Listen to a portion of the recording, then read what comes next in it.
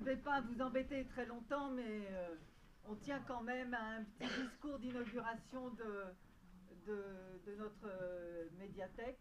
On en est un petit peu fiers quand même. Donc voilà. Madame la conseillère, Madame Céline. Ah voilà Lydia qui est arrivée. Merci Lydia.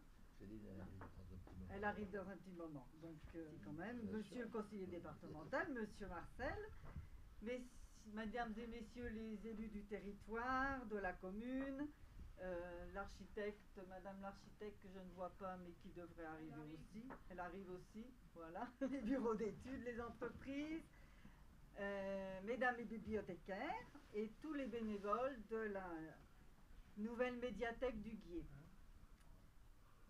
Nous retournons tout d'abord au siècle dernier, 1998, à l'initiative de Madame Denarié, alors conseillère municipale, et bien sûr avec l'assentiment du conseil municipal, la bibliothèque de Guiers est construite, hein, ce qui est quand même une innovation pour la culture locale.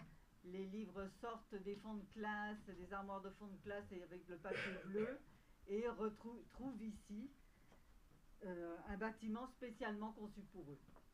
Le projet n'ira pas au bout de ce qui était espéré, puisque le rez-de-chaussée à ce moment-là n'a pu être investi en raison des risques d'inondation.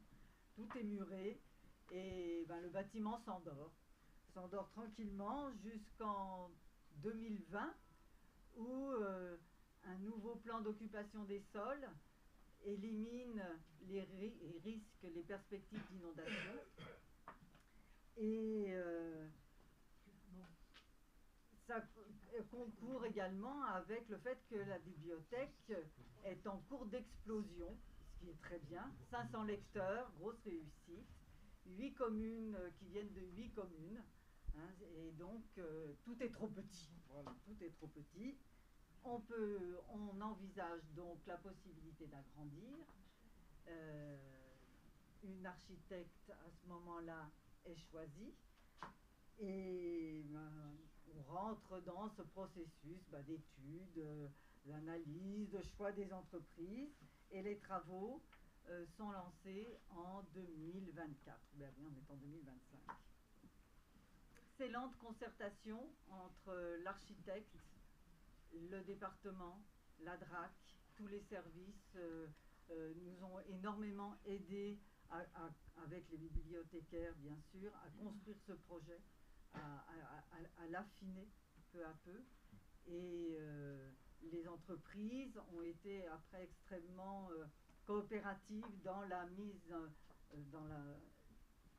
en œuvre du projet. Je vois qu'il y a des entreprises ici et je les en remercie. Le réaménagement permet aux collections de se réinstaller. Il paraît que l'on manque déjà de place, mais ça, ce sont certainement les mauvaises langues bibliothécaires qui parlent. Le réaménagement permet une circulation pour les personnes à mobilité réduite. On vous l'a épargné, mais nous avons, sur les conseils de la DRAC, installé un monte-personnes qui permet à chacun de circuler entre les deux niveaux de la bibliothèque, même avec des poussettes. Hein. Et permet aussi à la microfolie, qui défile ici les collections de différents musées. Donc la microfolie qui trouve sa place, qui lui est un peu dédiée dans ce nouvel espace, hein, 120 mètres carrés, dont la moitié à peu près peuvent être dédiés à la microfolie. Microfolie, c'est un musée numérique qui permet un accès aux collections des grands musées nationaux, mais aussi internationaux. On a accès à une partie numérisée des collections du Louvre, bien sûr, d'Orsay, de la Philharmonie, de l'Opéra, enfin toutes les grandes structures culturelles en fait travaillent en partenariat avec le ministère de la Culture, relayé par la Villette. Et la municipalité d'Entre-deux-Guiers avait tout de suite adhéré à ce projet qui met la culture à portée de main de nos petites communes. J'ai oublié de dire qu'on accueille aussi les ressources, bien sûr, de la MDI. Alors là, il faut que les musiques, les vidéos, les cours en ligne, la presse, les e-books, et on espère que tous ces services numériques vont perdurer. Il y a des petits nuages qui planent quand on coud des abonnements, voilà. Et on espère vraiment que tout pourra continuer. On est en cours d'installation d'un tiers-lieu. C'est un dispositif piloté par le département de l'Isère. Tiers-lieu qui permettra, en lien avec le monde du livre et l'univers numérique, permettra des productions artistiques autour de la découpe de livres, de papier, des reliures, autant que des initiations à la programmation. Pour ceux qui n'y connaissent rien, ce sera parfait comme moi. Et aux nouveaux usages de l'informatique, pareil. Hein, voilà. On a vite fait de se laisser dépasser. Cet espace accueille déjà également, dans un but d'ouverture, le LAEP, dispositif d'accueil enfants-parents, piloté par le centre social, qui permet aux familles de se retrouver ici avec des professionnels de la petite enfance. Donc on veut absolument que la bibliothèque, la médiathèque, soit un lieu ouvert, et c'est pour ça que je tiens à redire que même sans carte d'adhérent, on peut venir à la bibliothèque, s'asseoir, prendre un livre, échanger, rencontrer des gens. C'est vraiment un de nos objectifs majeurs.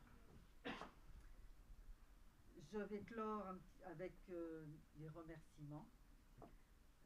Tout d'abord à nos partenaires institutionnels, bien sûr, l'État, la DRAC et le ministère de la Culture, pour la mise en place de Microfolie, l'aide aux décisions, aux achats, et le département, puisque c'est la médiathèque du département de l'Isère qui nous a beaucoup aidés et avec laquelle on tient un partenariat très, très étroit pour le prêt de collection et pour l'appel à projet tiers-lieu. Merci Pierre d'être là. Sans leurs propositions et l'accompagnement et le financement, 60% de l'investissement nous a permis de réaliser ce nouveau bâtiment et sa restauration. Rien n'aurait été possible, hein, parce que 522 000 € pour une petite commune, c'est quand même compliqué. Remerciements à nos bibliothécaires et aux bénévoles qui n'ont pas négligé leur énergie, détermination, passion autour du projet. Hein, merci beaucoup.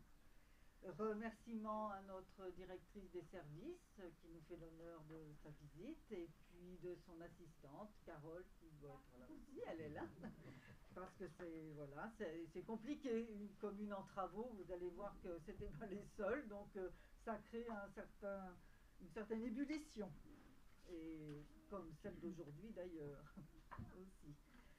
Remerciements aux maîtres d'œuvre, aux entreprises, hein, qui ont toujours suivi, qui ont su réagir quand il y avait des petits problèmes, hein, un tuyau par-ci, une canalisation par-là, des découvertes toujours étonnantes.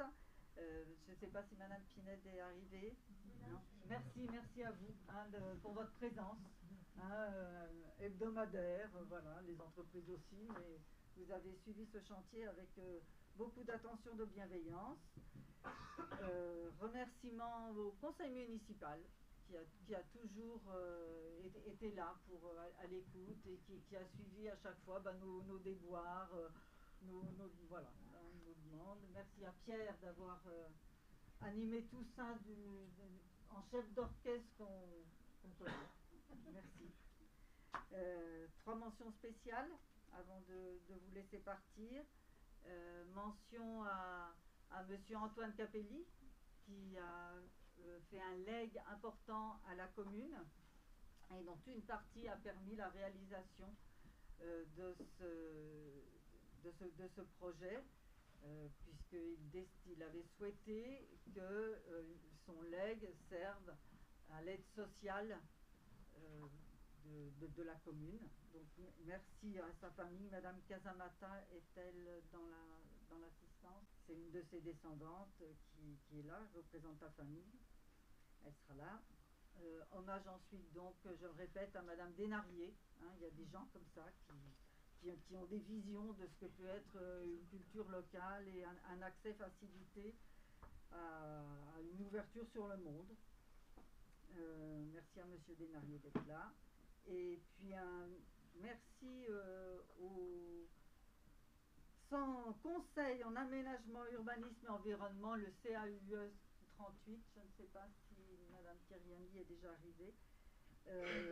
Donc Madame Kiriani qui en est l'architecte coordonnatrice et qui pendant 2 mandats a vraiment permis un peu la restructuration de la commune, hein, une réflexion globale sur tout ce qu'on pouvait entreprendre depuis la place centrale, la halle, les bibliothèques, enfin voilà, qui nous a fait basculer un petit peu du petit village à un village très actif. Je vous remercie beaucoup de votre attention.